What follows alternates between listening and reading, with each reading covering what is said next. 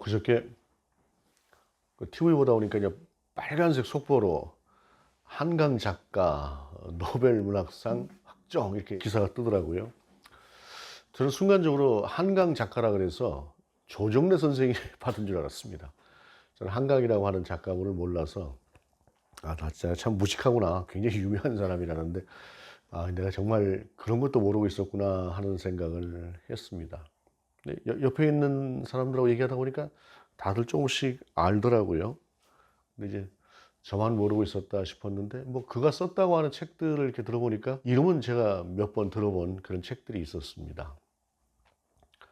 우리나라도 드디어 이제 노벨 문학상이 나올 만큼 우리나라의 문화가 그만큼 앞섰다라고 하는 생각, 그 K문화의 영향이라고 하는 것이 또 거기에도 분명히 있었겠죠. 그러면서 그가 썼다고 하는 또 살아왔다고 하는 그 치열했던 그 사색의 시간들 그런 것들을 생각해 보면서 우리 그리스도인들도 하나님의 말씀 앞에서 그냥 단순하고 쉽게 무조건 그냥 아멘, 믿음 이런 것으로만 나가는 것이 아니라 좀 그런 고민들을 좀 했으면 좋겠다. 그렇게 하나님 앞에서 좀 치열하게 내 자신의 그 신앙의 문제들을 좀 돌아보면서 그렇게 생각했으면 좋겠다라는 생각을 해봤습니다. 그러면서 이제 제가 마침 그때 이제 그 성공이라고 하는 부분에 대해서 계속해서 좀 이제 생각하고 있었던 때라 노벨 문학상을 받았으면 저 정도는 진짜 성공했다고 해도 누구도 부인을 못하겠다라고 하는 생각을 했었습니다.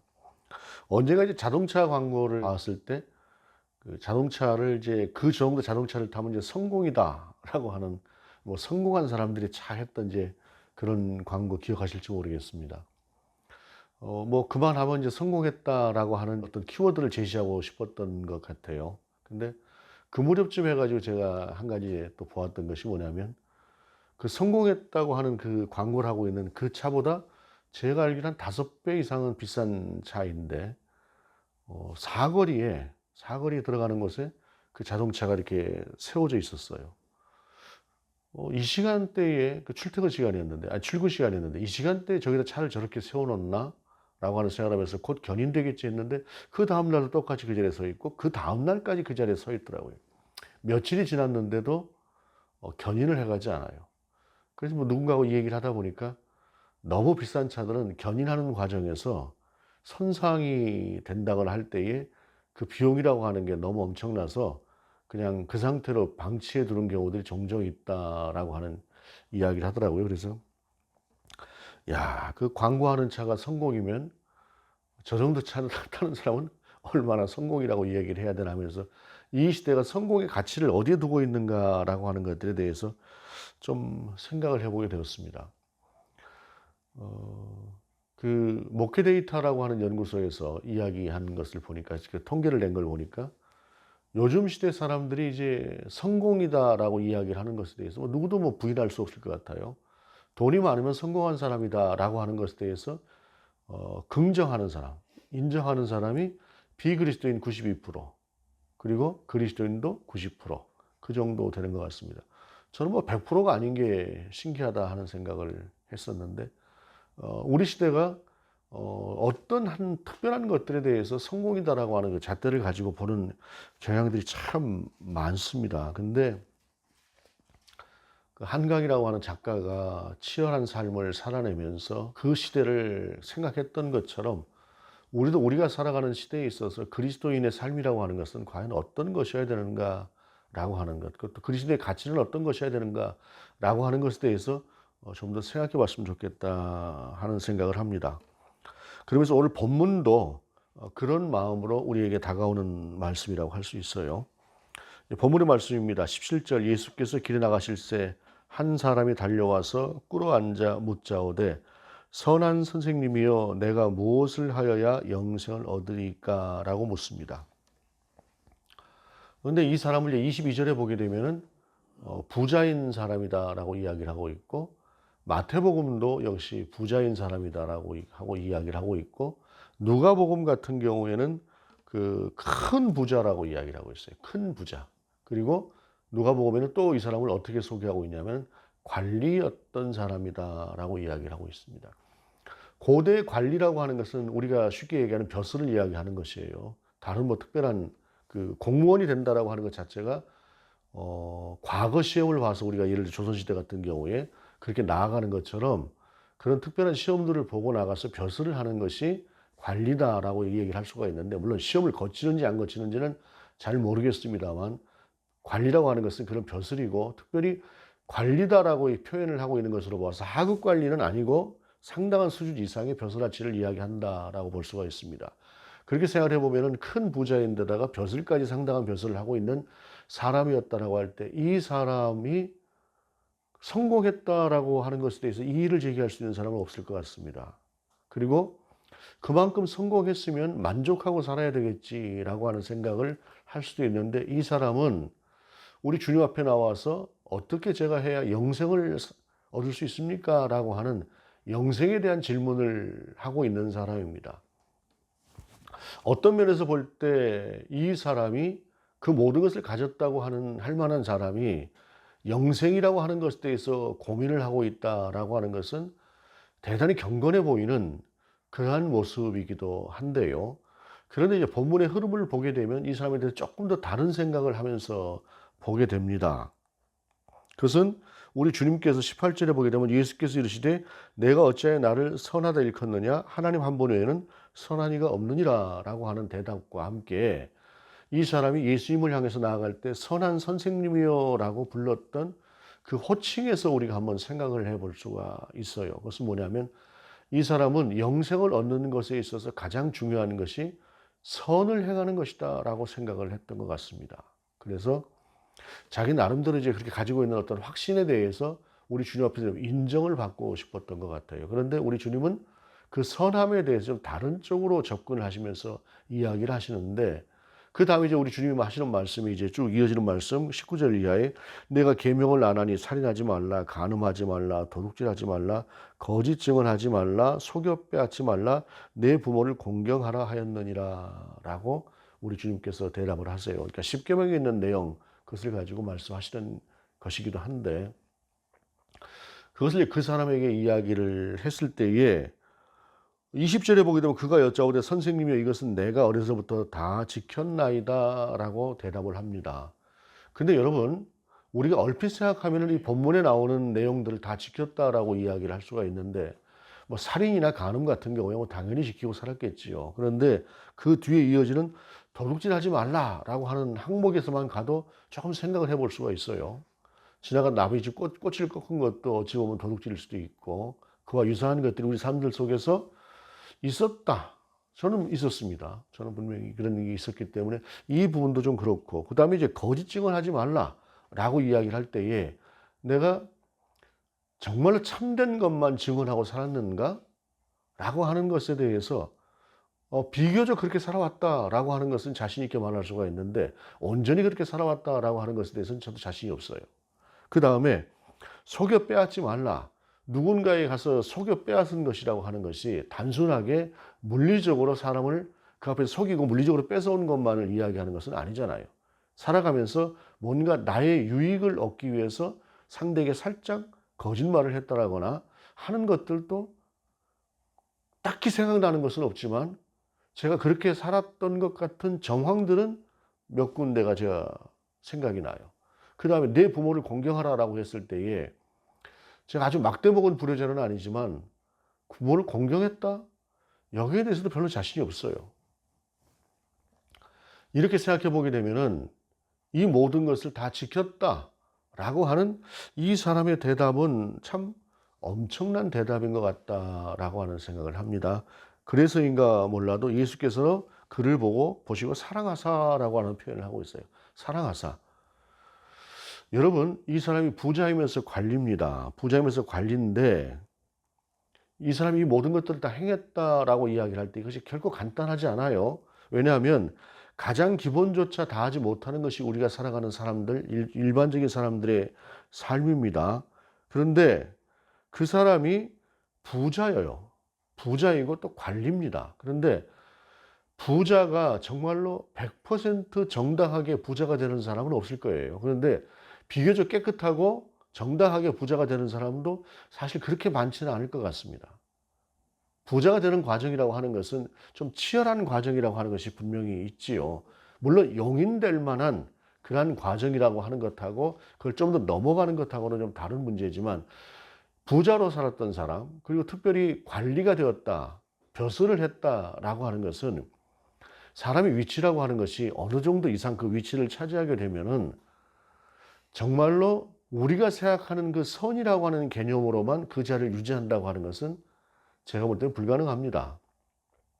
누군가에게는 아픔을 줘야 돼요. 왜냐하면 그것은 서로가 가지고 있는 한계고, 조직이라고 하나 공동체가 가지고 있는 그 한계라고 하는 것이 분명히 있기 때문에. 그런데 이 사람은 정말로 100% 그렇게 살았는지는 모르겠으나 적어도 본인 자신이 최선을 다해서 살았기 때문에 그렇다라고 대답을 하는 것이고, 또한 주님께서 그걸 알아보시면서 그를 사랑하셨다라고 하는 것을 이야기하시는 것이죠.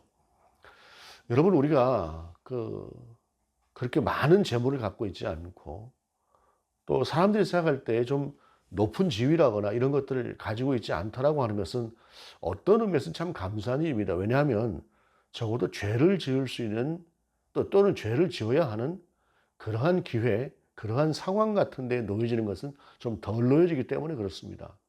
근데 이 사람은 그와 같은 상황을 그렇게 잘 이겨냈다라고 하는 것이죠. 그러면서 주님은 사랑하시면서, 그를 사랑하시는 표현을 하시면서 그에게 하시는 표현이 무엇이냐면, 이르시되 내게 아직도 한 가지 부족한 것이 있으니 가서 내게 있는 것을 다 팔아 가난한 자들에게 주라. 그리하면 하늘에서 보화가 내게 있으리라. 이렇게 말씀하시면서 그리고 나서 나를 따르라 말씀을 하고 계세요.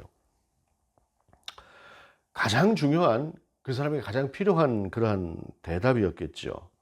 주어진 역할에 충실하고 가장 모범적인 삶을 살았을 것 같은 이 사람에게 주님은 거기 한 가지를 더하시는 것인데, 그것이 바로 이타적인 사랑이라고 하는 것을 이야기하고 있다라는 것입니다. 여러분, 선하게 산다, 의롭게 산다라고 하는 것은 자기 소신대로도 그렇게 살아가는 것이 가능합니다. 내가 적어도 불의와 타협하지 않겠다, 적어도 내 삶이라고 하는 것이 악한 자들과 손을 잡지 않겠다라고 하는 것은 자기가 살아가는 데 있어서 소신이고, 또 그러한 소신이라고 하는 것은 살아가는 삶의 동력이 되기도 합니다. 적어도 내가 크게 악에 무릎 꿇지 않았다라고 하는 생각, 그러한 자부심을 가지고 산다고 하는 것은 이 시대를 살아갈 때 큰 힘이 되는 것이 사실입니다. 그래서 사람이 악에 한번 무너져 버리고 불의에 한번 크게 무릎을 꿇어버리고 나면 그 사람이 그대로 쭉 무너지게 되는 것과도 같은 이치입니다. 그런데 주님은 그렇게 살았다고 생각할 만한 사람에게 이야기하는 것이, 내가 이웃을 돌아보고 너의 도움이 필요한 사람들까지 챙기고 생각하면서 그들에게 내가 가진 것을 나누어 주라라는 것입니다. 여러분, 내가 나만 생각하게 되면 나는 바르게 사는 것이 가능합니다. 그런데 우리 주님은 너만 생각하는 것이 아니라 내 주위에 있는 사람들을 생각해 보라는 것이죠. 그리고 내 주위에 있는 사람들을 돌아본다고 할 때에 내가 가지고 있는 그 재물이라고 하는 것이 그들을 위해서 필요한 것들이 얼마나 많겠느냐라는 것입니다. 여러분, 우리가 비록 넉넉하지 않다고 할지라도 우리보다 훨씬 더 힘들고 어려운 사람들이 분명히 세상에 많이 있습니다. 그런 사람들을 향해서도 우리가 관심을 갖고 기도하고 돌아보는 것이 필요하겠지요. 더군다나 좀 많이 가지고 있는 사람들이라고 한다면 주변에 있는 사람들, 이때 당시 얼마나 더 가난한 시대고 어려운 시대입니까? 곡식이 없어서 당장 한 끼 식사를 하지 못하는 사람들, 배를 골아야 되는 사람들, 그런 사람들이 상당히 많았을 것입니다.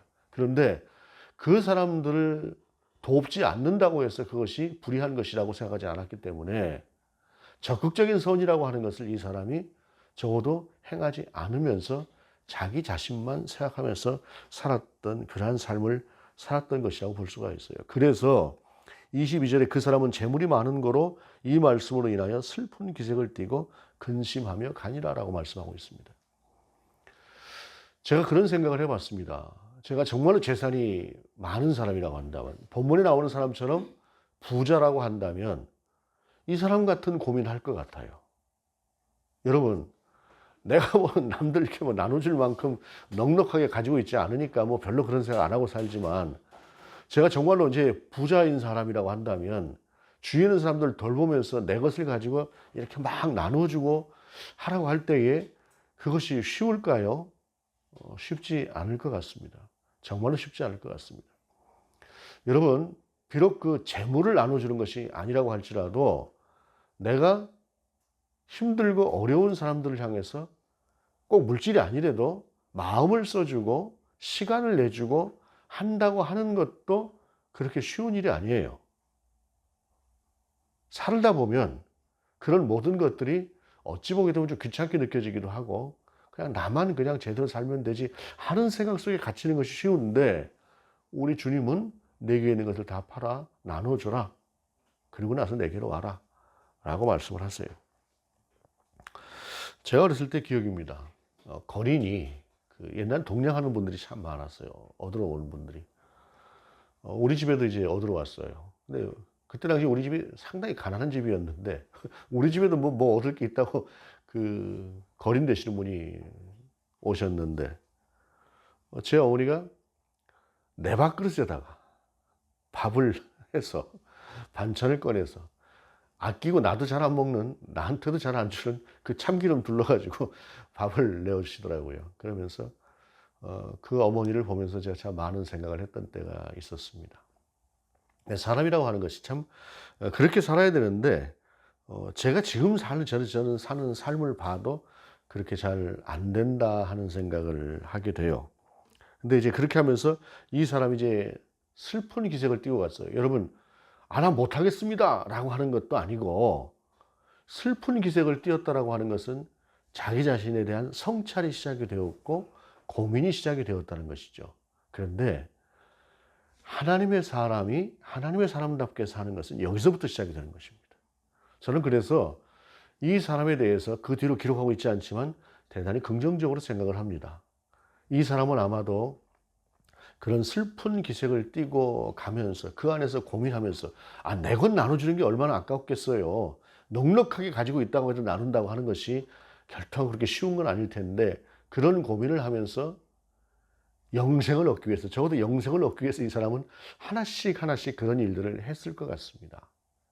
어쩌면 우리 주님께서는 그런 고민과 함께 장차 이 사람이 어떻게 살아갈 것인가 라고까지 하는 것까지도 내어다보시면서 그 사람을 향해서 사랑하사라고 하는 표현을 하셨을 수도 있지 않을까 싶어요. 근데 그러면서 이제 그 다음에 이제 예수님께 사실은 말씀은 뭐 이제 그런 말씀이 아니죠. 부자가 하나님 나라에 들어가는 것이 참 어렵다. 얼마나 어렵냐면은 낙타가 바늘기로 들어가는 것만큼 어렵다라고 이야기를 해요. 그랬더니 제자들이 묻습니다. 그러면 누가 하나님의 나라를 갈 수 있습니까? 그때 예수님께서 하시는 말씀이 사람으로서는 할 수 없는데 하나님으로서는 하실 수 있다라고 말씀하시는 것이죠. 하나님께서 저는 그냥 생각이 하나님께서 이 사람을 돌보셔서 이 사람이 그렇게 하나님의 사람으로 잘 살아갈 수 있도록 그렇게 하셨을 것 같다라고 하는 기대를 해봅니다. 제가 그럼 그 사람 부자도 아닌데도 그런 희망을 가지면서 그 사람이 이렇게 좀 잘 됐으면 좋겠다 하는 생각을 해요. 그런 고민의 끝에 그런 것이 좀 있었으면 좋겠다 생각을 하는데 그때 이제 베드로가 이제 참 잘 나서요. 근데 28절에 보게 되면 베드로가 여짜와 이르되 보소서 우리가 모든 것을 버리고 주를 따랐나이다라고 이야기를 합니다. 실제로 베드로 같은 경우는 주님이 부르심을 받았을 때에 그 일하던 일터에서 모든 걸 다 버리고 그냥 주님을 따랐어요. 예를 들자면 마태복음의 경우 4장을 보게 되면 말씀하실 때 나를 따라오라 내가 너희를 사람을 낚는 어부가 되게 하리라 하시니 그들이 곧 그물을 버려두고 예수를 따르니라.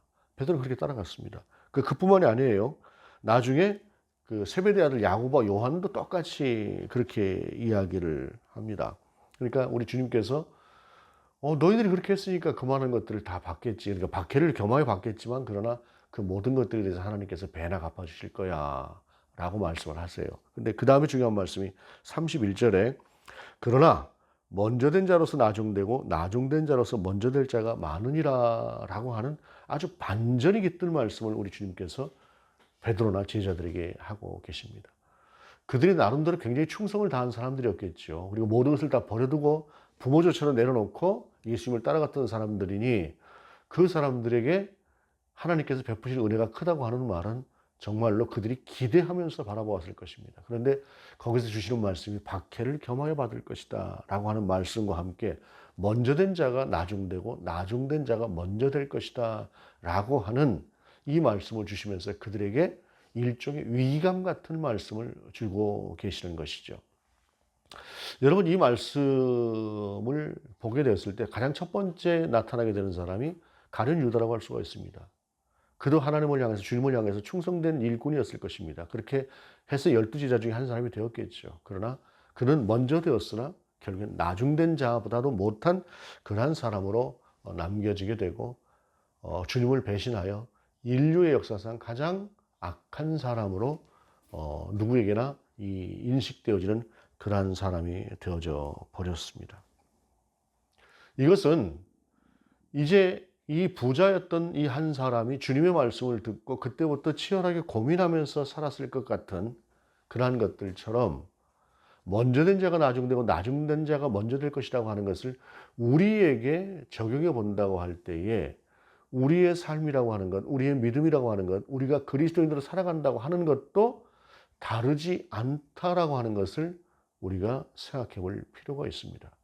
우리는 분명히 예수 그리스도를 구주로 고백하는 사람들이고 그 안에서 살아가는 사람들입니다.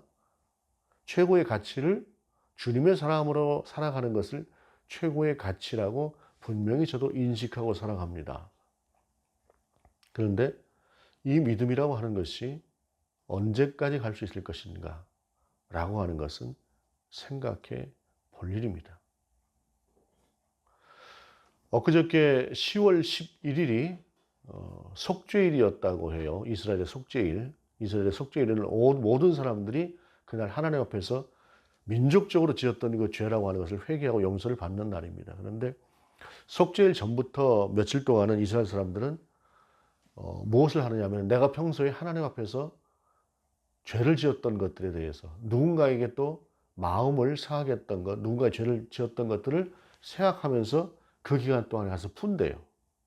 풀면서 속죄일을 맞이해서 그 속죄일 가운데 하나님의 은혜를 구한다라는 것입니다. 이러한 태도라고 하는 것, 속죄일, 꼭 속죄일만의 문제가 아니라 우리의 삶이라고 하는 것은 이러한 돌아봄이라고 하는 것이 있고 이러한 돌아봄과 함께 우리 삶 가운데 함께 하시는 주님을 바라보는 그 바라봄이라고 하는 것이 우리 안에 있을 것입니다.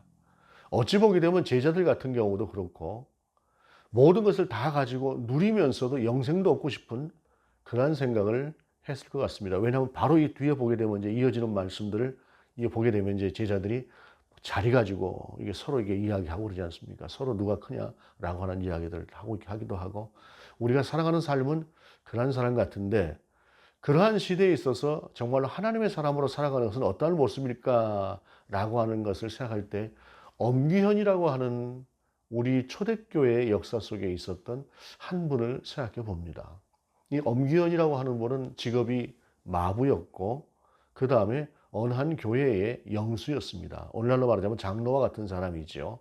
교회를 섬기면서 또 교회 안에 또 자기가 가진 모든 것들을 다해서 충성하는 사람인데 이 사람이 이제 마부인데 어느 날 이제 철종의 사촌 동생이기도 한 그 이재형이라고 하는 왕손을 만나서 그 왕손을 이제 모시고 이제 그 왕손이 가고자 하는 곳까지 가게 되었다고 해요. 먼 길을 떠나게 되었는데 먼 길을 떠나는 중에 왕손이고 또 큰 벼슬아 치고 하다 보니까 얼마나 조심스럽겠습니까? 모시고 가는 것이. 그런데 그런데도 자기 속에서 전도를 하고 싶더래요. 전도를 하고 싶어서 이게 이제 우리 그 옛날 얘기입니다. 전도를 하고 싶어서 이야기를 하는데 이렇게 얘기를 했대요. 나으리 황송하오나 예수 믿으십시오 라고 왕손에 이야기를 했어요. 하나님이 세상을 이처럼 사랑하사 독생자를 주셨는데 그 독생자를 믿으면 구원을 받을 수 있습니다 라고 왕손에게 이야기를 했어요. 그랬더니 이제 그 하찮은 마부가 왕손인 자기 자신한테 예수 믿으라고 하니까 이제 괘씸하다는 생각도 들고 해서 건방진 소리 말고 말이나 잘 몰아라 이렇게 이제 핀잔을 주었답니다. 그러고 나서도 이제 한마디 더 하고 싶어서 뭐라고 얘기했냐면 그래 예수를 믿으면 너 같은 쌍놈이 양반이라도 된다디 이렇게 이야기를 했어요. 그런데 이 이재영의 말에 대답을 한 이 엄경이라고 하는 분의 말이 참 걸작입니다. 날이 예수 믿는 도리는 그런 것이 아니옵니다. 예수 믿으면 저 같은 사람이 양반이 되는 것이 아니라 더 착한 마부가 되는 것이옵니다. 라고 대답을 했대요. 초대교회에, 우리나라 초대교회 그분들이 신앙에 대해서 얼마나 알았겠어요. 그런데 예수님을 믿는다는 것은 저 같은 마부가 더 착한 마부가 되는 것입니다. 라고 대답을 할 만큼 그들의 수준이 높았다라는 것이죠. 근데 여러분, 그가 그만한 수준이라고 하는 것은 성령에 충만한 것이었다고 볼 수 있겠죠. 이렇게 성령에 충만한 마부의 전도를 받은 이재형이라고 하는 분이 나중에 예수를 믿습니다. 평양신학교에 들어갑니다. 평양신학교 11기로 졸업을 합니다. 그리고 저기 서울역 앞에가 있는 남대문 교회라고 하는 교회가 있는데 거기에 2대 목사로 들어갑니다. 이분이 2년 동안 거기서 사역을 하고 나온 뒤에 3대 목사는 그 유명한 김익두 목사님이 남대문교회 3대 목사로 오게 되고요. 이분은 거기서 2년을 하고 났는데 승동교회라고 하는 교회에 담임 목사로 가서 섬기게 됩니다. 여러분, 우리가 세상을 살아가면서 영생을 얻고 싶고 또 부여도 누리고 싶고 한 그러한 것들, 여러 가지 생각들이 있을 수 있겠으나 그리스도인으로 살아간다고 하는 것은 어떤 모습일까요? 우리 주님께서 우리 가운데 원하시는 모습은 어떤 것일까요? 바로 이 엄귀형 같은 분처럼 살아가는 그러한 성령의 사람이 아닐까 생각을 합니다. 여러분, 우리가 지금 나름대로 이 시대가 우리가 또 나쁘게 살아가는 사람들 절대 아니지 않습니까? 우리 성도들이 하나님의 사람으로서 비교적 선하게 살아가는 사람들이고 하나님의 뜻에 맞춰가는 사람들입니다. 그런데 우리에게는 아직도 부족한 것이 없을까요? 여러분, 우리는 우리에게 무엇이 부족한가 하는 것을 잘 생각하지 않고 살아가는 것 같습니다.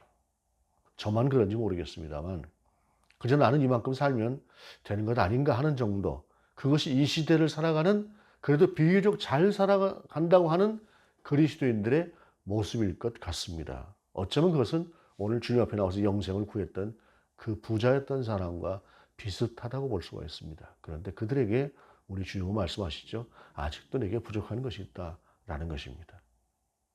그러면 우리는 아직도 우리에게 부족한 것이 없을까요? 아직도 우리가 하나님의 사람으로 부족한 것들이라고 하는 것이 분명히 있을 것입니다. 주님의 사람으로 세워지고 주님 앞에 좀 더 나아갈 때 우리는 그와 같은, 어찌 보게 되면 다른 많은 것들을 구하는 것보다 내가 신분을 뛰어넘어서 더 어떤 높은 자리에 올라가거나 내가 가지고 있는 것보다 뭐 수십 배, 수백 배의 재물을 얻는 것보다 하나님 앞에서 더 착한 그리스도인이 되는 삶, 그것이 정말로 하나님께서 우리 가운데 원하시는 것이 아닌가라고 하는 것을 돌아보면서 나으리 예수를 믿는다는 것은 그런 도리가 아니옵니다.